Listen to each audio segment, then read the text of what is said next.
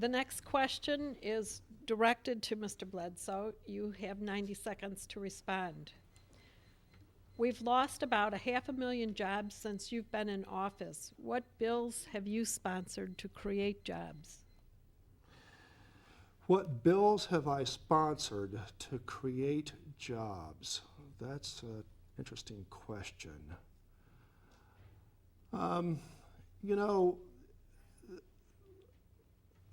I think that there is this idea out there that government creates jobs. Government does not create jobs, friends. Jobs are created in the private sector. Government establishes a framework, a setting, an environment for private sector businesses to prosper. And so, you know, let's think about what would it take to create that setting for businesses to prosper. We've talked about abolishing the Michigan business tax. We've talked about reviewing government regulations to see to it that any regulations that exist protect things that are precious to us. We've talked about cleaning up the mess in Lansing so that businesses outside the state will want to come to Michigan. But let's talk about other things as well. This ban on smoking in public places. If you're located out of state and you come to Michigan and you go into a restaurant on your trip to explore Michigan as a location for putting a branch of your factory or something like that, and you find that people are smoking in restaurants in Michigan, you know, you'll think you're in a third world country. Thank you. And Mrs. DuMouchelle, would you care to comment? I come from the real world, the business world. I have created jobs. I've had employees. I know what it's like to make payroll on a Friday. My husband owns a small business. He also knows what it's like to make payroll. All these decisions are difficult, but running a business, owning a business is wonderful. This state is not attractive right now for business to be here. There have been no bills that have been put up in front of the state that make the state attractive for businesses to be here. We need to change that, and we need to change that now. We need to put that open for business sign back in Michigan. We need to reduce the cost of doing business here by streamlining the regulations, and we need to enforce or embrace economic gardening. I think I talked about that before, where we encourage the businesses that are here, give them all the tools and less regulation to make them successful so they can create jobs. Thank you. The next question is for both candidates for 60 seconds, and we will start with Mrs. DuMouchelle. What is your view on the issue of state and teachers' salaries and retirement benefits? Well, I believe a bill came up in front of the legislature this past year. I believe that the Democratic Speaker, Andy Dillon, put together a bipartisan cost-saving measure to reduce the cost of the, I believe it was, so they changed it to a defined contribution program instead of a defined benefit program. And I believe that Mr. Bledsoe publicly supported that bill, but then he voted against the bill. You know, it was a true spending reform, and Mr. Bledsoe voted against that reform. And it seems to be a pattern that we can't seem to break out of that spending spree that Lansing's in. Thank you. Mr. Bledsoe. Well, that's just not true. There was no bill before the legislature this year that would move Michigan from a defined benefit retirement plan for public employees or teachers to a defined contribution plan. That's an idea that I embrace. I think we need to do that. The problem is, I'm told by accountants that it would require, we would have to have about $200 to $300 million up front in order to make that transition. And so the question that we're wrestling with in Lansing is where we come up with that $200 to $300 million to transition from a defined benefit retirement plan to a defined contribution retirement plan. But there was no bill. There was no bill that was voted on. Thank you. The next question is directed to Mr. Bledsoe. You have 90 seconds to respond. And once again, it'll probably take me 90 seconds to read it.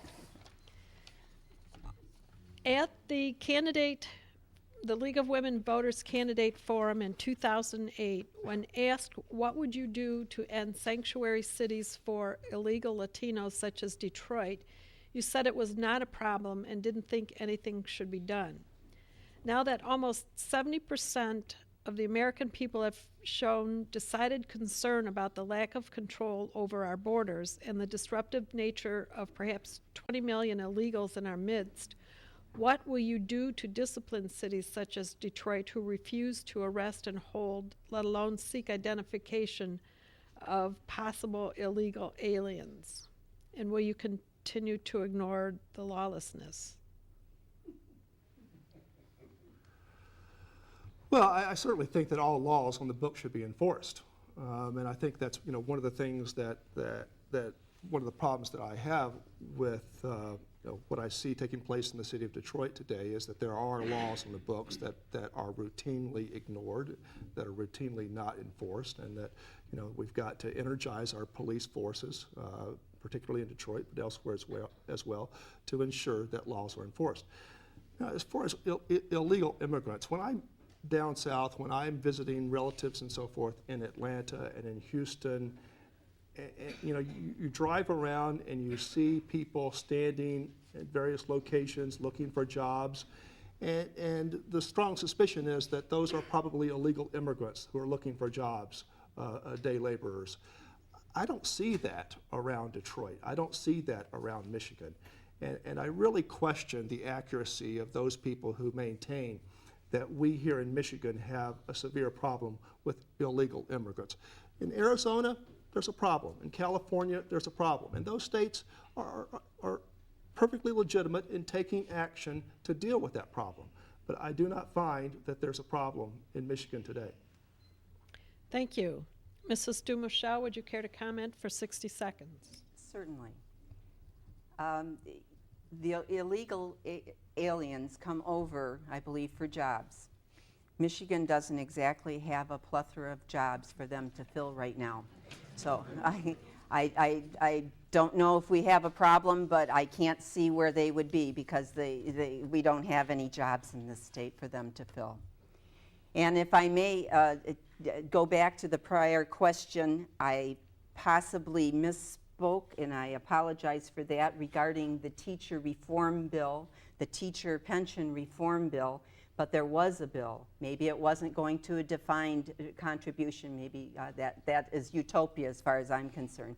But there was a bill that was voted on, and you supported it publicly, and then you voted against it. Thank you. The next question is to both candidates for 60 seconds. I'm sorry, and we will start with Mrs. DuMouchelle. Do you feel there should be restrictions on anonymous robocalls, and where's the accountability for the truth? Why aren't the calls attributed to their funding source? Well, this is my first experience running a campaign or being in a campaign or even working in a campaign. I didn't even know what a robocall was before say March, April, something like that, because we don't have a house phone any longer, so we don't get the robocalls. As far as the funding source, if somebody else pays for a mailing, pays for a robocall, pays for advertising, whatever the case may be, the candidate, according to election laws, is not allowed to know about it, is not allowed to authorize or approve any message or anything about that interaction with a voter. Thank you. Mr. Bledsoe? Well, that's a very good question. Some of you may recall that in 2008, my Republican opponent, Mary Treader Lang, was attacked via anonymous robocalls during her primary campaign, prior to the August primary. We never found out, as far as I know, who was initiating those anonymous robocalls against her. But in February of 2009, that is shortly after assuming office, I signed on as a co-sponsor of a bill with about a dozen Republican fellow co-sponsors that would prohibit anonymous robocalls in the state of Michigan. As a victim of those anonymous robocalls in the last few weeks, I can say that I very much regret that that bill did not pass into law. Thank you. The next question, also for both candidates, but we'll start with Mr. Bledsoe. What would you do to restore lost funding to the Grosse Pointe and Harperwood school systems, and what would you propose to provide stable and predictable funding for our schools in the future? Let me just answer the second part of your question first, because I've already talked about my proposal for a 2-year budget for public schools that would offer a measure of stability for schools and allow them to draw down to some degree that fund equity reserve that many of them are sitting on. What was the first part of the question again? What would you do to restore the funding to the Grosse Pointe and Harperwood schools? Yeah, the real loss of funding to Grosse Pointe and Harper Woods came as a result of the governor's line item veto of 20J funds last year. That line item veto was really something that caught me completely by surprise and angered me. I had absolutely no idea that it was coming. And it was a completely unfair attack on about 39 school districts that received these so-called 20J funds. And in my conversations with the governor's staff, there seemed to be this idea that these school districts that received 20J funds treated this like Thank you. Mrs. DuMouchelle. We have to have a common sense budget cycle. That's the only way schools, teachers, administrators, etc. can plan. They don't know what their income is going to be until the legislature, gives them the budget. So we have to have common sense budgeting. And I agree, here's another area we agree, Tim. I agree that 20J funding, that veto by the governor was unacceptable as far as I'm concerned, and I'd like to see finding a way to reinstate that 20J funding, because it has hurt just a very small number of school districts compared to the number of districts we have in the state. It's like 5% or a little over 5% of all the school districts. Thank you. The next question, we will start with Mrs. DuMouchelle. It's to both for 60 seconds. How will you handle the issue of redistricting, especially if redistricting means the breakup of the Grosse Pointes? We in Grosse Pointe cannot afford to be broken up. That would be the death of somebody along the way. I don't know where they would want to draw that line, but I would fight long and hard to make sure that did not happen. There's safety in numbers, shall we say. We cannot afford to be split apart. There is a precedent that was set years ago. We had a county commissioner seat that I believe broke off Grosse Pointe Park and Grosse Pointe City away from the other 3 Grosse Pointes.